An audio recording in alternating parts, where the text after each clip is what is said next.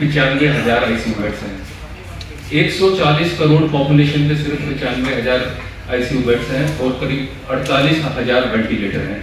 अगर इसका ब्रेकअप होने लगे तो around 59,000 ICU beds private sector में हैं और ये जो 36,000 प्राइवेट जो आईसीयू बेड्स हैं गवर्नमेंट सेटअप में हैं। ये काफ़ी गंभीर समस्या है कि हमने कोविड में भी देखा, काफ़ी पेशेंट्स को आईसीयू बेड्स की समस्या आई, ऐसे ही कोई भी और बीमारी आती, सेकेंड वेव आई और नई नई बीमारियाँ आ रही हैं। तो इन सब चीज़ों के कारण नंबर ऑफ आईसीयू बेड्स जो इंडिया में है काफ़ी कम है। पर लाख पॉपुलेशन के ऊपर अगर हम देखें तो 2.3 का आंकड़ा आता है कि 1 लाख के ऊपर 2.3 आईसीयू बेड्स हैं इंडिया में। और यही फिगर अगर हम वेस्ट से कंपेयर करें, टर्की में ये फिगर 46 है, यूएसए में 29 है, ऑस्ट्रिया में 24 है, जर्मनी में 38 है। मतलब हमसे करीब 20 ज़्यादा गुना आईसीयू बेड्स इन कंट्री में है। तो बेसिकली किस तरह के पेशेंट्स होते हैं जो आईसीयू में आते हैं?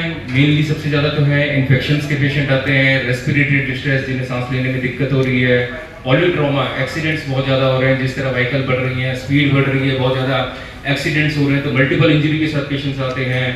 यहाँ स्पेशली पंजाब में हमारे को जो देखने मिलता है पेस्टिसाइड पॉइजनिंग के हैं, निमोनिया के हैं, ओपियम या चिट्टा इसकी ओवरडोज के पेशेंट्स हैं, रीनल फेलियर है, हार्ट फेलियर है, सीओपीडी है, इस तरह के सारे पेशेंट्स आईसीयू में आते हैं। एक और जो गलत धारणा आमतौर पर जनरल पब्लिक में है कि पेशेंट्स को कि वेंटिलेटर पे जबरदस्ती डाल दिया जाता है, ये बिल्कुल गलत धारणा है। Ventilator is a life saving equipment. किसी भी पेशेंट की अगर कॉन्शियस लेवल कम हो रहा है या सैचुरेशन फॉल कर रही है, आपकी 80 से नीचे से सैचुरेशन जा रही है, तो उसको हार्ट लंग सपोर्ट करने के लिए पेशेंट को वेंटिलेटर पर डाला जाता है। It's a life saving machine. ये गलत धारणा है जनरल पब्लिक में कि वेंटिलेटर पर डाल दिया, rather ventilator is a life saving machine. Doctor साहब आपको इसके बारे में डिटेल में बताएंगे। इसके अलावा भी जैसे वेदर चेंज हो रहा है और सीजनल इन्फेक्शंस वगैरह काफ़ी, जैसे ट्रॉपिकल जिनको इन्फेक्शन होते हैं कि आने वाले टाइम में बरसात में dengue, chikungunya, swine flu, pneumonia, asthma, इसके केसेस भी बहुत बढ़ जाते हैं और ऐसे पेशेंट को अमूमन ये सारी आईसीयू की केयर की जरूरत पड़ती है।